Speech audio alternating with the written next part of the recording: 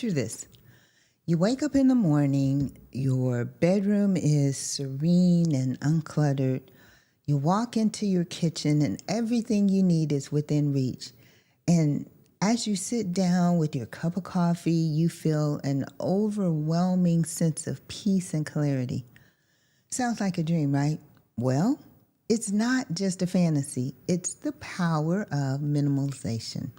Today, we'll uncover how letting go of the excess in our lives can open up space for what truly matters, whether it's reducing stress, improving your mood, or creating a more peaceful home environment. Minimalism can be a game changer. So, stay tuned as we journey through the art of letting go and embracing a life of intention and joy. If you're new, welcome. If you're a regular, welcome back to Aging with Grace and Style, where we celebrate the joy of growing older with confidence, grace, and a touch of sass. I'm your host, Valerie Hatcher, and I'm excited for you to join our community of fabulous women as we navigate the joys and challenges of life after 50. So, grab your favorite beverage, I have mine, and sit back and let's get started. Minimalism, it's a word that we hear a lot these days, but what does it really mean for us over 50? At its core, minimalism is about focusing on what truly matters by removing the excess in our lives. It's not about living with the bare minimum or sacrificing comfort. You know, life has a funny way of showing us what truly matters. Sometimes it takes a major event or a change in circumstances to even just a quiet realization to nudge us toward a simpler way of living. So just the other week, I found myself in my son's room feeling completely overwhelmed, pretty much the same way I feel when I'm standing in my closet. A couple of things are at play here. One, my son hasn't lived in our house full time for years. He got married last year and now he owns his own house. So there are no plans of moving back. A while ago, I said I was going to change his room into a content creation room. Well, that plan has since changed because we have a granddaughter on the way. And of course, she needs a room in our house, right? Anyway, I'm standing there figuring out what to do with all this stuff. There's furniture as well as random stuff that I've put in there lately. You know, I'll put it here until I decide where I want to put it or get rid of it, that stuff. So here's the biggie though. Way back in the day, we had 2 murals painted on his wall. One was the Michael Jordan Jumpman image with the number 23, and the other was the Dallas Mavericks logo. Honestly, I'm fine with getting rid of the Mavs logo, but I have some kind of allegiance to the Jordan Jumpman. If you didn't know, I'm a major Jordan fan. Ironically, as I was standing in the room, a friend of mine called. We had our boys' rooms painted the same time years ago because they played basketball together. And she too was in the process of changing things out. Her son is married now and has a kid.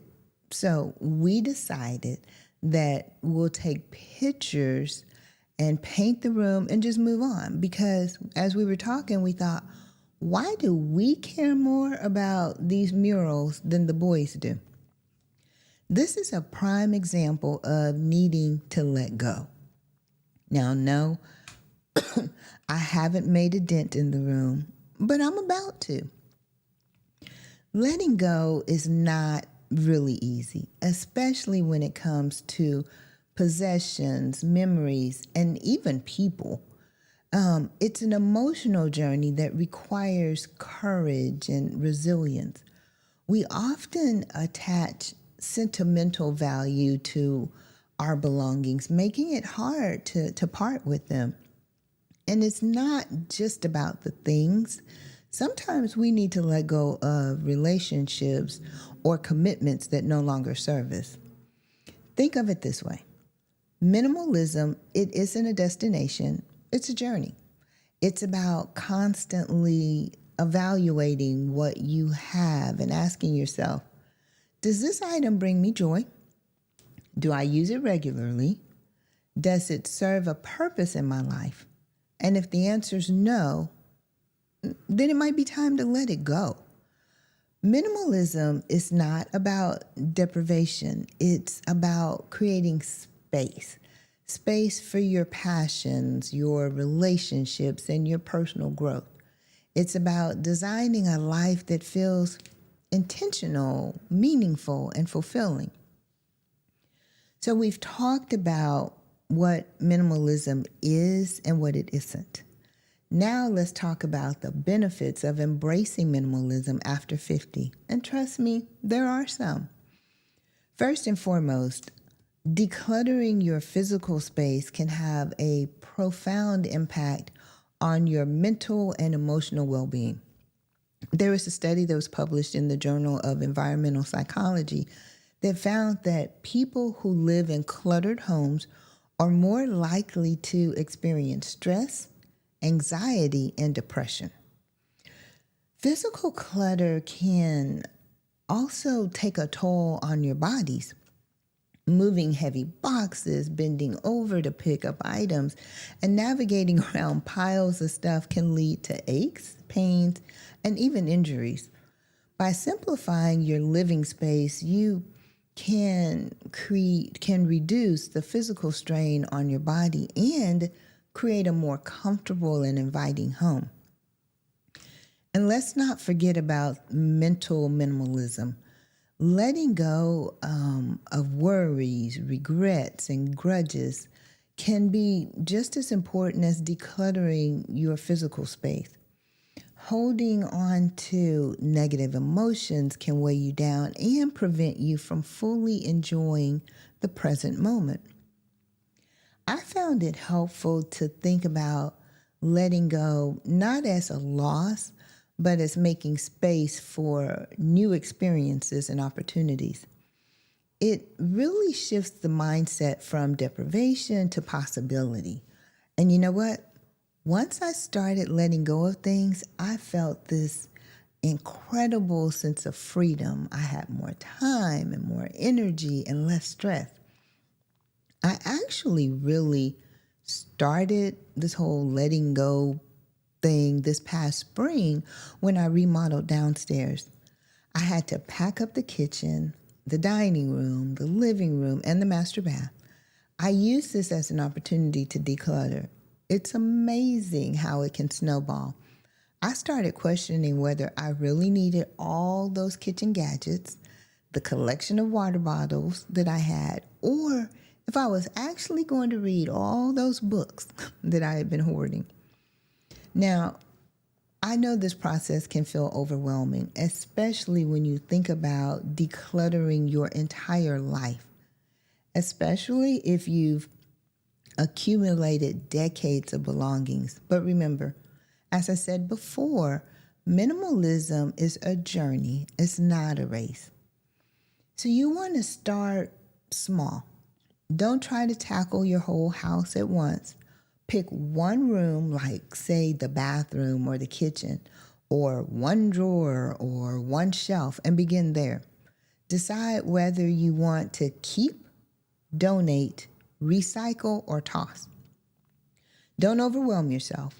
Once you've decluttered that space that you chose, then move on to the next one. And then be patient with yourself. This is a process, and it's okay if it takes time. Trust me, it's been taking me a while. Decluttering can be an emotional process, especially when it comes to sentimental items. Don't feel pressured to get rid of everything all at once. Take your time, and remember, it's okay to keep things that hold special meaning for you. And if you're struggling to let go of sentimental items, then consider taking a photo of the item, kind of like I'm going to do to the wall, before you donate it. That way, you can keep the memory without the clutter. Then try having a maybe box. If you're not sure of an item, then put it in the box and revisit it in a few months. Now, if you haven't missed it, then probably it's safe to let it go. So, well, I don't have a maybe box. I have a maybe room, my son's room, which probably isn't a good thing because that's even more space to put stuff. But I'm working on it. So let's look at some other areas that we can tackle. Let's talk about digital space. Organize your emails into folders. Delete what you don't need. And the same goes to digital photos and files. I can say I am absolutely horrible in this area. So this is a do as I say, not as I do. I get tons of emails, and I haven't found a good way to get them deleted. While I love all things Apple, I wish that their email was better. I use a system called SaneBox, which helps me to keep my email sorted and separate out the junk. And it does a good job overall. I just still don't manage it like I should. And let's not even talk about photos. As you can imagine, I take a lot of photos and videos. And while I have an external hard drive to save them on, I like having them handy on my phone for those spur-of-the-moment creative thoughts that I might have. Therefore, my photo numbers that are on my phone are high. I mean, like, so high, I'm embarrassed to tell you the number. See, I really am a work in progress. Now, social media. When you're trying to manage social media, unfollow accounts that don't bring you joy or value. This I'm pretty good at. And then social circles. Evaluate relationships. You know, they say sometimes that people are in your life for a reason and a season. So focus on meaningful connections. It's okay to step back from relationships that drain your energy. I was having a minimalism conversation with someone in our community, and she said to me that since embracing minimalism, she feels so much more focused and at ease. She said her home is a sanctuary and she's more intentional with her time and her energy. Her experience really highlights how minimalism can positively impact our lives. By clearing out the clutter, we create space for what truly matters, our passions, our relationships, and our well-being. Now, let's talk about how to sustain a minimalist lifestyle. It's one thing to declutter, but maintaining it, now that's the key. So first, make it a habit. Incorporate minimalism into your daily routine. Regularly assess your possessions and your commitments. And then for sentimental items, create a memory box, or as I talked about earlier, take photos of the items before letting them go. And then avoid recluttering. Be mindful of the new things that you purchase. Ask yourself if they add value to your life. I can say that I am super proud of us. After decluttering as part of our remodel, we've done an excellent job at keeping everything in its place, like clutter off the countertops, out of the drawers and the cabinets. It's really now become a habit, and I love looking across and seeing clear space. It's so great. So if you're looking for resources, then check out the book, The Life-Changing Magic of Tidying Up by Marie Kondo. Well, that's all we have for today. But as we wrap up, let's recap the key takeaways. Number 1 is to start small and be patient with yourself. Remember, it's not about getting rid of everything. It's about keeping what adds value to your life. And don't be afraid to let go of things that no longer serve you, even if they once did. I hope that this episode has inspired you to start your own journey towards embracing minimalism after 50. Remember, it's not about perfection, it's about progress.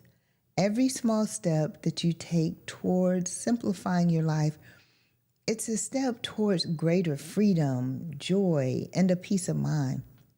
Now, remember to check out the show notes for our downloadable checklist and the links that are in the resources. So, and also, if you like this episode, be sure to like it and to subscribe so that you don't miss out on any future episodes. So until next time, keep living with grace and style.